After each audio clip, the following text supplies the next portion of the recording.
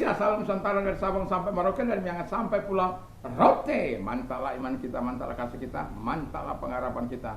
Tentunya dalam Yesus Kristus menjadi Tuhan dan Juru Selamat kita dan Juru Selamat dunia. Jangan katakan bahwa Yesus bukan Tuhan. Jangan katakan pula bahwa Yesus bukan Juru Selamat. Dia adalah Tuhan, Dia adalah Juru Selamat. Kalau engkau percaya, engkau akan diselamatkan. Kalau tidak percaya, engkau akan dihukum. Yohanes 3 ayat 16, Yohanes 3 ayat 36, dan Yohanes 14 ayat yang ke-6, Yesus berkata, akulah jalan dan kebenaran dan hidup. Tiada seorang sampai kepada Allah kalau tidak melalui aku. Wow, mantap. Dan Petrus juga mengatakan dalam Kisah Rasul 4 ayat 12, dan keselamatan tidak dalam siapapun juga selain dalam Dia Yesus Kristus. Karena di bawah kolong langit ini tidak ada nama lain yang diberikan kepada manusia yang olehnya kita diselamatkan. Dan Yohanes 3 ayat 16, karena begitu besar kasih Allah akan dunia ini sehingga Ia mengaruniakan anaknya yang tunggal, supaya setiap orang percaya kepada tidak binasa melainkan peroleh hidup yang kekal. Mantap. Dan dengan hati percaya engkau dibenarkan, dengan mulut mengaku engkau diselamatkan. Ayo, Roma 10 ayat 9 dan 10. Kiranya Tuhan Yesus memberkati kita di pagi hari ini, di hari pertama ini, di hari Senin, ya. Tuhan Yesus memberkati kita.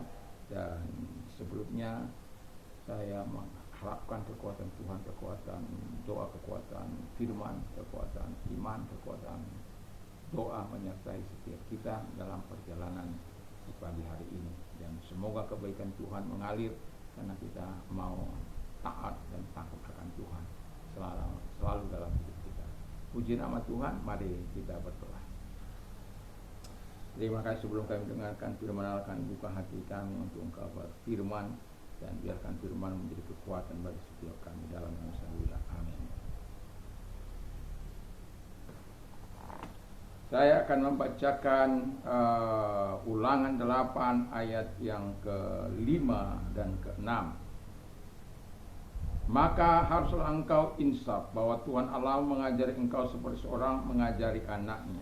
Oleh sebab itu haruslah engkau berpegang pada perintah Tuhan Allahmu dengan hidup menurut jalan yang ditunjukkannya dan dengan takut akan Dia. Ya, puji nama Tuhan. Ini sebenarnya janji berkat Tuhan kepada umatnya. Jadi itu sebabnya saya memberikan tema menikmati kebaikan Tuhan. Kalau Anda mau menikmati kebaikan Tuhan dengan baik, maka lakukanlah apa yang dikatakan oleh Tuhan sendiri melalui Musa, ya. Dan kalau Anda melakukannya, kata firman Allah, Anda tidak akan pernah kelaparan, Anda tidak akan pernah menghadapi kekurangan. Bahkan Alkitab, kalau kita baca sampai selanjutnya, hal yang sangat indah Tuhan berikan. Kau tidak akan pernah berhemat, walaupun manusia mengatakan kita harus berhemat. Hemat pangkal kayu. Tapi firman Allah katakan Dia akan menyatakan segala berkatnya. Kalau kita lihat sampai sekarang ini bagaimana Israel dalam pertempuran yang tiap hari, ya, tapi tidak pernah mengalami kekurangan, karena memang kita tahu bahwa kekayaan dunia ini sangat berada separuh lebih itu di tangan orang-orang Israel. Bisa Anda bayangkan? Dan itu bukan kaleng-kaleng. Dan itu sebabnya satu kekayaan yang sekarang ini orang terkaya itu Arnold, pemilik Vision Arnold itu. Arnold apa? Lupa saya. Karena tidak ada merek baju saya Arnold. yang selanjutnya itu si Bill Gates. Itu mereka adalah orang-orang keturunan Yahudi. Dan kita tahu apa Presiden Amerika Serikat yang terpilih itu mantunya itu orang hebat juga itu, ya, keturunan Yahudi. Nah, jadi di sini kalau Tuhan mengatakan aku akan memberkati engkau, bahwa Tuhan itu akan memegang perjanjian itu. Dan Alkitab katakan dengan jelas Yang pertama, kalau kita mau menikmati kebaikan Allah, kita harus siap diajari Tuhan. Seperti seorang anak, seperti seorang ayah mengajari anaknya. Tentu kita seperti anak saya waktu kecil, dia pegang itu listrik itu terus menerus, sampai akhirnya saya bikin dia bahan kejutan, dan kemudian dia tidak pernah lagi memegang itu. Atau ketika tangannya tidak lagi mau di pisau, tapi dia ngotot potong, baru dia nangis ya. Karena tidak mau diajar. Nah, kadang-kadang manusia seperti itu, bengel, nakal, menolak, membantah. Itu kan kalau kita diajari. Kalau murid saya diajari tidak mau, itu kalau murid yang mau diajar, apa kita berikan itu akan diingat dia. Tapi kalau orang yang nggak mau diajari, mau apa itu? Sebulan disuruh menghafal tidak akan hafal itu. Tapi kalau orang yang mau diajari dan dia tahu manfaat belajar itu, wah, ada murid saya itu satu sangat luar biasa dalam ketika saya mengajari kosakata bahasa Jepang, bahasa Inggris, dia lahap itu semua. Dan itu sebuah kesenangan bagi seorang guru, ya. Kenapa? Dia mau belajar dan dia mau diajari. Dan ketika dia mau diajari, dia dapat manfaatnya. Dan ketika diajari oleh Tuhan, kita juga dapat manfaatnya. Lalu kemudian dikatakan yang kedua adalah berpegang pada perintah Tuhan. Jadi Tuhan itu kan nggak mungkin mengajari kita untuk keluar dari firman Allah, berpegang pada firman Tuhan. Kalau kita berpegang pada perintah Tuhan, perintahnya tidak akan pernah menyesatkan kita. Kalau kita misalnya dikatakan kasihi musuhmu, ya kita kasihi, hormati yang lebih tua, hormati orang tuamu, kita hormati, dan lain sebagainya. Jadi kita mendapatkan berkah dari segala perintah yang kita lakukan itu. Yang ketiga, kata firman Allah, hidup menurut jalan yang ditunjukkannya. Jadi kalau jelas bahwa orang Israel itu akan berjalan ke tanah perjanjian itu, promised land itu. Dan tapi kan ada orang Israel itu bengel-bengel juga itu. Sampai akhirnya Tuhan buang mereka di padang gurun itu. 40 tahun mereka dilatih di situ. 40 tahun juga orang-orang 20 tahun ke atas itu dihamburkan mayatnya di padang gurun itu. Bayangkan itu. Kenapa? Kedegilan, keras hati. Tidak mau menurut jalan yang ditunjukkan, maunya jalannya sendiri. Ada sedikit di dalam perjalanan itu kekacauan, tidak ada air, sungut-sungut. Musa mau dilempari batu, tidak ada bawang, tidak ada tomat, tidak tidak ada daging.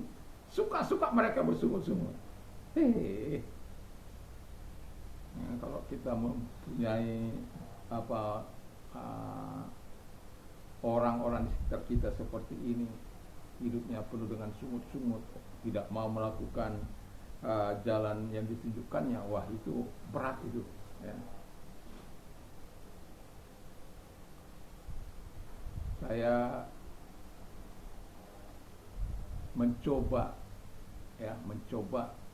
untuk membuat seseorang untuk betul-betul hidup bersama dengan Tuhan. Jadi kemanapun saya pergi, saya bawa dia. Ke Jakarta saya bawa, ke mana-mana saya bawa. Dan tapi pada akhirnya dia terhilang.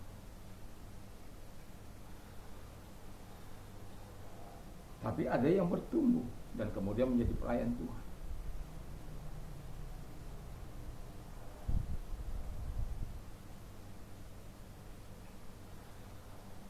Tapi kalau mau saya katakan, yang satu ini saya butuhkan karena dia sebagai supir. Kemana-mana dia jago menyupir. Kemudian ke Jakarta, kalau kita naik mobil ke Jakarta, itu dia hebat, dia tahan, ya. Kalau dulu kan masih panjang itu perjalanan sini ke Jakarta bisa 3 hari itu.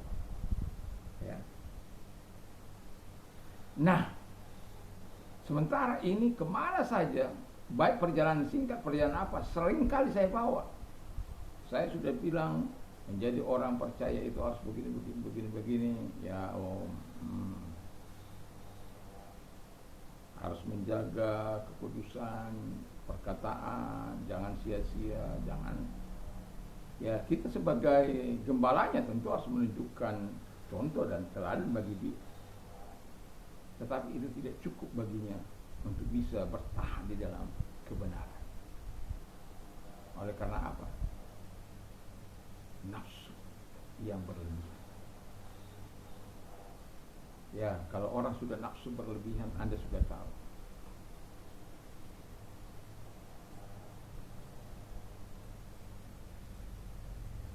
Tidak melakukan jalan yang ditunjukkan oleh Tuhan. Saya pernah, masih saya muda,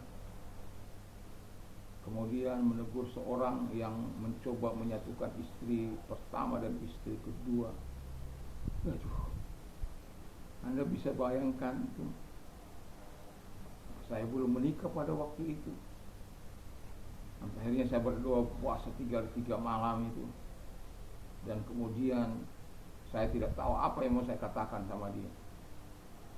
Tapi saya langsung katakan ketika saya sampai di sana, saya bilang, kamu tidak pantas atau tidak layak berpakaian dua. Entah dari mana juga pilihan kosakata itu. Apa yang saya lakukan? Saya misalnya menikah secara Kristen. Dia bilang kan di sana di Jawa dia Kristen. Ya, kamu lakukan karena kamu menipu. Coba kamu benar-benar, pasti tidak terjadi itu. Gak akan ada hamba Tuhan yang mau. Karena kamu penipu, kamu paling katakan single. Jadi bagaimana? Putus. Dan dia lakukan. Dan kamu nafkahi, jangan pernah kau hampiri lagi anakmu yang sudah ada itu. Walaupun pada akhirnya dia harus hengkang dari tempat itu, dari tempat pelayanan saya. Tapi dia melakukan. Ya mungkin sudah malu, ya. Tapi yang mau saya katakan adalah, mari kita belajar melakukan kehendak Tuhan. Lalu kemudian yang terakhir kata firman Allah adalah hidup takut akan Tuhan. Kita sudah tahu bersama hidup takut akan Tuhan itu membuat kita terhindar dari dosa. Kalau orang terhindar dari hidup dalam dosa, Alkitab katakan, maka ada perlindungan baginya, ada keamanan baginya, ada sumber kehidupan dari Allah mengalir dalam hidupnya. Itu sebab Tuhan katakan, kalau engkau berjalan di jalan-jalan yang Tuhan ajarkan kepada, maka kesusahan tidak akan menimpa engkau dalam perjalanan.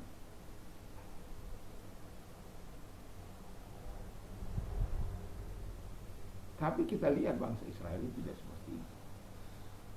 Dan itu sebabnya dia berkata bahwa mengajari mereka seperti bapa mengajari anak-anaknya. Ya, kadang mungkin dicambuk, kadang mungkin dimarahi, kadang mungkin hanya disentil. Supaya apa? Anaknya berbalik kepada dia.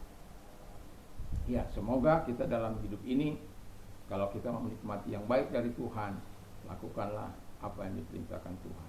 Anda lebih baik membacanya ayat ini supaya Anda mengerti pikiran Tuhan, bahwa Tuhan itu betul-betul bersedia melakukan apa yang dikatakannya. Tapi dari pihak kita juga, kita harus bersiap melakukan apa yang diminta dari kita oleh Tuhan. Kiranya kita melakukan apa yang diminta oleh Tuhan, dan Tuhan terus akan menggenapi janjinya bagi kita. Mari kita berdoa. Terima kasih Tuhan, biarlah kiranya Tuhan menolong kami dan memberkati setiap kami menikmati kebaikan Tuhan sepanjang umur hidup kami. Karena kami adalah orang-orang yang mau diajari Tuhan, berpegang pada perintah Tuhan, hidup berjalan yang Engkau tunjukkan, hidup takut akan Tuhan. Terima kasih Bapa di surga. Dan bagi mereka yang sakit, apapun sakit penyakitmu, angkat kedua belah tanganmu dan kita arahkan kepada Tuhan dan kita berdoa. Dalam nama Yesus segala sakit penyakit yang mereka derita, datanglah kepada mereka Tuhan, dan Engkau menolong mereka, memberkati mereka, menyembuhkan mereka, dan karena Engkau tidak mengenal jarak, ruang maupun waktu, saat ini dalam nama Yesus segala sakit penyakit yang mereka derita aku perintahkan keluar, dan oleh biru daripada Tuhan Yesus Engkau sembuh, dan oleh kuasanya, oleh firman-Nya Engkau disembuhkan. Terima kasih. Katakan kepada mereka Tuhan, sembuh, maka mereka akan sembuh. Terima kasih Tuhan karena Engkau baik kepada mereka. Engkau mau apa. Dan bagi Engkau sedang mengalami penderitaan dalam hidupmu apapun usahanya, mari angkat kedua belah tanganmu, nyatakan kepada Tuhan.